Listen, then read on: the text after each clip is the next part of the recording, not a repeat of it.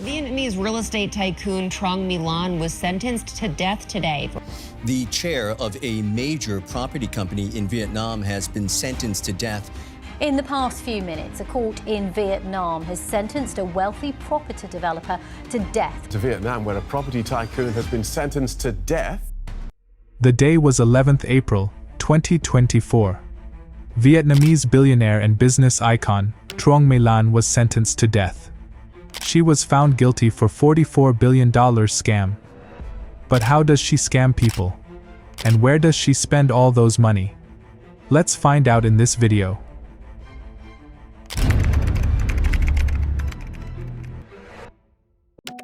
Vietnam is a small country located in Southeast Asia. It has a population of 100 million. It is a developing country with a lower middle-income economy. It went through prolonged warfare in the 20th century. The Vietnam War's legacy continued to shape Vietnam's domestic politics and international relations in the 1980s. In 1980s, Lan's family used to sell tea and she also used to help her parents. She started to sell cosmetic to help her family financially. In 1980s, almost all real estate in Vietnam was controlled by government. Private companies were not allowed to buy and sell properties. But government brings Doi Moi reforms which transfer real estate market. The Doi Moi reforms, initiated in the mid-1980s, introduced market-oriented policies aimed at revitalizing Vietnam's economy. These reforms included measures to liberalize various sectors, including real estate. One of the key aspects of the Doi Moi reforms was the shift from a centrally planned economy to a more market-driven system, which allowed for greater private sector participation in economic activities. Doi Moi reforms also make Vietnam establish several state-owned commercial banks to facilitate economic development and investment. These banks played a crucial role in providing financial services and credit to both state-owned enterprises and private businesses. The reforms allowing banks to provide loans for real estate investment had a significant impact on the development of Vietnam's real estate market. This allowed businesses to access funding for land acquisition, property development, construction projects, and other real estate-related activities. Due to this, the demand for properties were skyrocket and the properties' price were also very high. Corruption has been a significant issue in Vietnam, particularly during the 1980s and 1990s. Corruption was pervasive in various sectors, including banking and real estate. In such an environment, many businesses have resorted to giving bribes to officials within banks to secure loans for real estate investments. Bribery and corruption were often used as means to bypass bureaucratic hurdles, expedite processes, or gain preferential treatment in accessing financial resources. People saw a chance to make money by investing in real estate. Truong Lan was one of them. She made a lot of money but she wanted more. Lan didn't like the corrupt way things worked. She didn't want to give bribes or do anything dishonest to make even more money. So, what could Lan do? She had an absolute fantastic idea. The idea was to create own bank. By this way, she can withdraw as much as she want. Lan also doesn't have to pay high interest to bank. By this way, Lan can scale up her business. In 2012, Lan acquired 3 small banks: First Bank, Vietnam Tin Gia Bank, Saigon Bank, which were facing bankruptcy, and merged it to establish Saigon Joint Stock Commercial Bank, SCB. For the first some year, she was unable to attract more customer. People weren't coming to SCB to deposit. So, Lan think of doing PR which may attract more people. She made PR about how a poor girl becomes a billionaire and running a bank. Her story becomes viral and she gained trust from people. Now, people started to deposit millions in SCB. But, her plan was to use that money to invest in real estate. Vietnam has a bank law which basically says that an individual cannot have more than 5% stake of bank. If she only owns 5% stake, she cannot control whole bank and her plan might not be fulfilled. So, she created new idea. Lan's idea was to create shell company.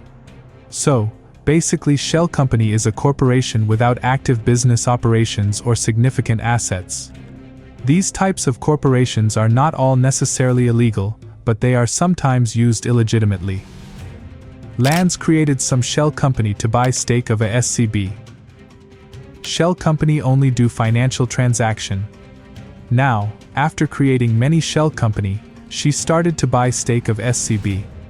After buying 90% stake of SCB, Lan has now full control of the bank. Now, she can do anything she want. Lan has a ultimate power.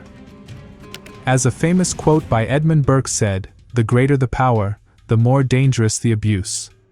Likewise, Lan has now the power of SCB. Billions of people money deposited in SCB are now in control of Lan. Now, SCB started to give large loans to those shell company. Lan has a full control so she can do whatever she want. How much do you think SCB give loans to those shell company? Option A, $1 billion. Option B, $10 billion. Option C, $33 billion. And option D, $44 billion. We will give you 5 seconds to answer. Comment below.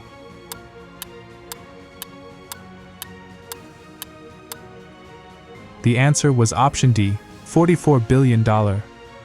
Isn't it seem fishy?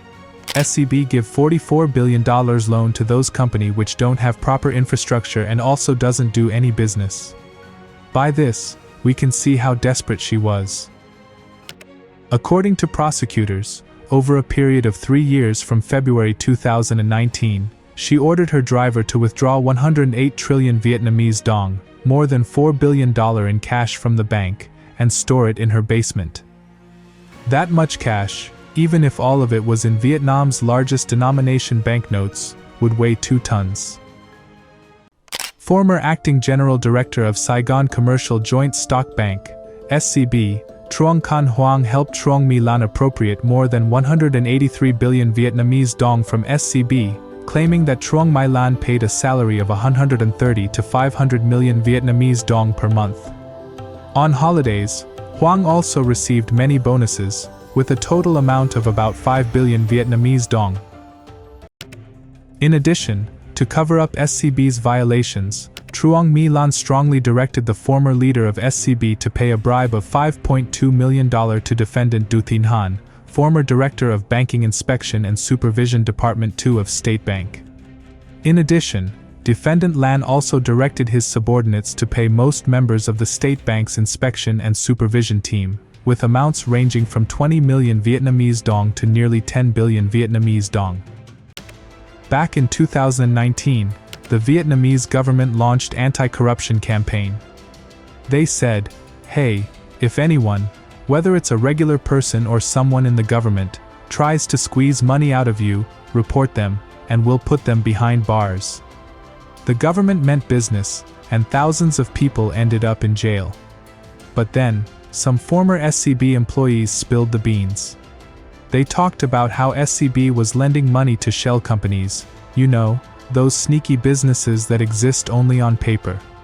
WhatsApp was buzzing with messages about how SCB might not be as trustworthy as we all thought. And guess what? Panic ensued. Customers started storming into SCB branches, demanding to withdraw their cash. At first, some lucky ones managed to get their money back. But soon, the bank ran out of cash to give to everyone. SCB tried to calm everyone down, saying, "Hey, your money's safe with us." But here's the kicker, nobody believed them. Lan was arrested in 2022 and on April 11, 2024, she was sentenced to jail. She was found guilty of multiple counts of bribery, violating banking regulations, and embezzlement. The court also ordered her to pay 673.8 trillion dong, 29.6 billion in compensation to SCB.